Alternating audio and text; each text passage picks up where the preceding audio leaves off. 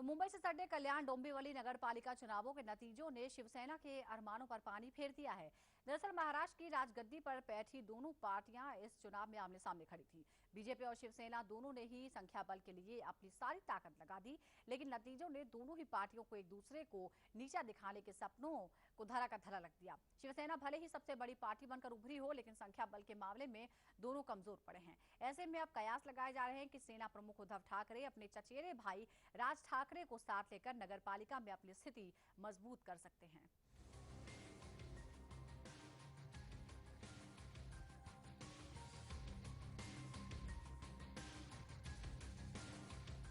इस बार के कल्याण डोंबिवली नगरपालिका चुनाव ने महाराष्ट्र के राजनीतिक समीकरणों को पूरी तरह बदल कर रख दिया। राज्य में सत्ता बनाने के लिए हाथ मिलाने वाली बीजेपी और शिवसेना इन चुनावों में एक दूसरे से एक एक हाथ करने तैयार हो गई। शिवसेना और बीजेपी दोनों ही पार्टियों के नेताओं ने एक दूसरे के खिलाफ आग उगली। एक दूसरे को नीचा दिखाने के लिए बीजेपी और शिवसेना ने कोई कसर नहीं छोड़ी। इन चुनाव में राज्य के मुख्यमंत्री देवेंद्र फडणवीस और सेना मुखिया उद्धव ठाकरे की आन दांव पर लगी थी। इनका आपसी विवाद नतीजों पर भी दिखाई दिया है, क्योंकि दोनों पार्टियों में किसी को भी बहुमत हासिल नहीं मिली है। खुद के बलबूते पर सत्ता बनाने का ख्वाब देखने वाली शिवसेना के हक में नतीजे तो आए, लेकिन इतने नहीं कि वो अकेली ही कल्याण डोंबिवली नगर पालिका में सत्ता बना पाए। कई सालों से गठबंधन था, आज बीजेपी ने तय किया कि आज इंडिपेंडेंट लड़ेगा, हर कार्यकर्ता को जो चांस मिलेगा। उस समय पार्टी ने विचारधारा की कि इंडिविजुअल लड़ना है, फिर जब युति करना है तो ऊपर पार्टी के लेवल पे जो वरिष्ठ नेता है वो कर सकते हैं। इन चुनाव में जहां शिवसेना की नजरें मराठी मानुष की वोट पर थी, वहीं उसकी मुश्किलें तब बढ़ गई जब मराठी मानुष की राजनीति करने वाले राज ठाकरे की महाराष्ट्र नवनिर्माण सेना भी चुनावी रण में कूद पड़ी। राज ठाकरे ने अपने ही भाई को घेरना चाहा, उद्धव पर जमकर हल्ला भी बोला और लोगों को अपनी ओर खींचने की पूरी कोशिश की। वहीं शिवसेना मुखिया भी अपने चचेरे भाई पर बरसने से नहीं रुके। दोनों भाइयों की आपसी रंजिश देखी जा सकती थी। आरोप प्रत्यारोप दोनों ओर से हुए। आखिर शिवसेना को 122 में से कुल 52 सीटें हासिल हुई, जबकि एमएनएस महज 9 सीटों पर सीमित रह गई, जिसमें 2 सीट पर लोगों ने बहिष्कार किया है।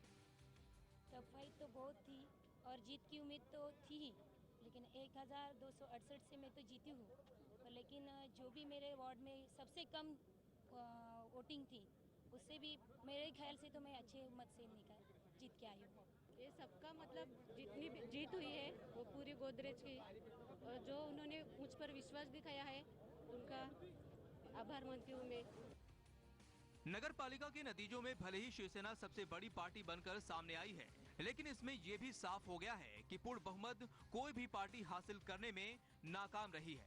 बीजेपी को यहां केवल 42 सीटें मिली हैं, क्योंकि बीजेपी और शिवसेना के रिश्तों में इन दिनों खटास आई है।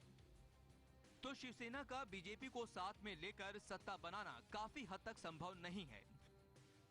इसलिए राजनीतिक गलियारों में दोनों भाइयों उद्धव और राज ठाकरे के साथ आने की बात तूल पकड़ती जा रही है। अभिषेक पांडे, लाइव इंडिया, कल्याण। तो डोंबिवली कल्याण महानगर पालिका के नतीजे आ गए हैं और इस पर और बात करने के लिए हमारे सहयोगी अब्बास नकवी हमारे साथ जुड़ रहे हैं। अब्बास, नतीजे आए, थोड़ी सी खुशी जरूर मिली शिवसेना को, लेकिन ऐसा लगता है कि नतीजों की खुशी से तुरंत अब चिंता ये हो गई है कि आखिर काम किस तरह से किया जाएगा। बेशक सुजाता, सबसे अहम सवाल ये है कि जो नतीजे आए हैं इसमें बीजेपी को भले ही कहीं से कुछ फ़ायदा कुछ सीटों का कि दिख रहा हो, लेकिन जो एक लहर थी बीजेपी की वो पूरी तरह ख़त्म हो चुकी है। हालांकि केडीएमसी की अगर बात करें कल्याण डोंबिवली महानगर पालिका की, तो वहाँ सेना ने अच्छा खासा अपना वसब बनाया है। अब यहाँ अहम सवाल ये खड़ा होता है कि जो वहाँ पर सत्ता पर काबिज होने की जो बात होती है, क्या पिछली बार की तरह इस बार भी सेना और बीजेपी फिर एक साथ आएंगे, क्योंकि इस बार दोनों ने चुनाव अलग अलग लड़ा है। हर जगह जहां भी निकाय चुनाव हुए अलग चुनाव लड़ा, हर पार्टियों ने अलग चुनाव लड़ा।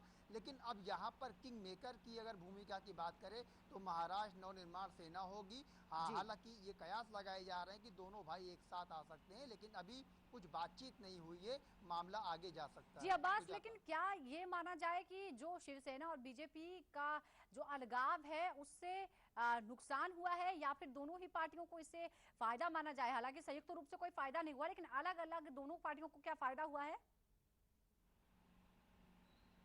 देखिए, अगर फायदे की बात करें सुजाता, तो शिवसेना को इसमें काफ़ी हद तक फायदा मिला है। हालांकि बीजेपी की सीट बड़ी है, लेकिन जो वोट, जो मतदाताओं की जो रुझान था वो बीजेपी की तरफ से घटा दिखा है। दूसरी तरफ मनसे ने भी इस मैदान में अपनी पूरी कोशिश लगाई थी। एमआईएम भी मैदान में था, तो मुस्लिम वोट जो है वो कांग्रेस और एनसीपी को नुकसानदेह साबित हुए हैं। और महाराष्ट्र नवनिर्माण सेना के जो कैंडिडेट मैदान में उतरे थे, उससे उद्धव ठाकरे की पार्टी शिवसेना को काफ़ी नुकसान हुआ है। लेकिन फिर भी बड़ी पार्टी बनकर उभरी है शिवसेना, क्योंकि इससे पहले जो बयानबाजी होती रही, दोनों के बीच में वाद विवाद का बयान चलता रहा, हमले चलते रहे बातों के, वो उसका काफ़ी असर रहा है।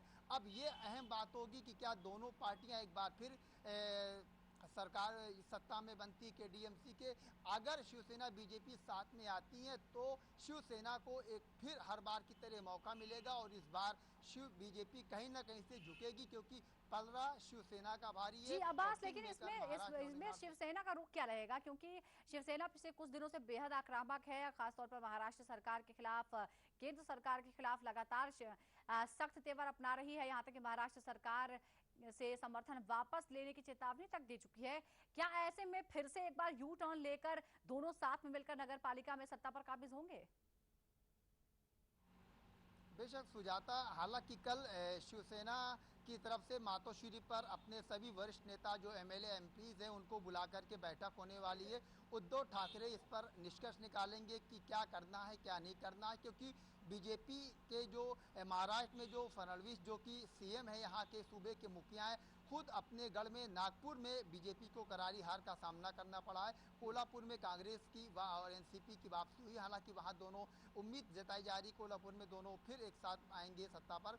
लेकिन अब महाराष्ट्र की अगर केडीएमसी की बात करें तो शिवसेना को पूरा निमंत्रण मिला है कि वो अच्छे से बीजेपी के ऊपर हमले, जो बातों का जो व्यंग होता है वो उसको खुलकर बयान करेगी। क्योंकि अब अगर शिवसेना जो है बीजेपी दोनों एक साथ वापस केडीएमसी में आना चाहते हैं, तो जो शर्तें शिवसेना की उनको बीजेपी को मानना पड़ेगा। जो भी हो, लेकिन जाहिर तौर पर बीजेपी की नुकसान पहुंचाकर शिवसेना फायदे में रही है। सबसे ज्यादा सीटें उसने जीती हैं डोंबिवली कल्याण चुनाव में, और जाहिर तौर पर उसे एक और मौका मिल गया है बीजेपी पर ताना कसने का। बहुत बहुत शुक्रिया आपका अब्बास पूरी जानकारी के लिए।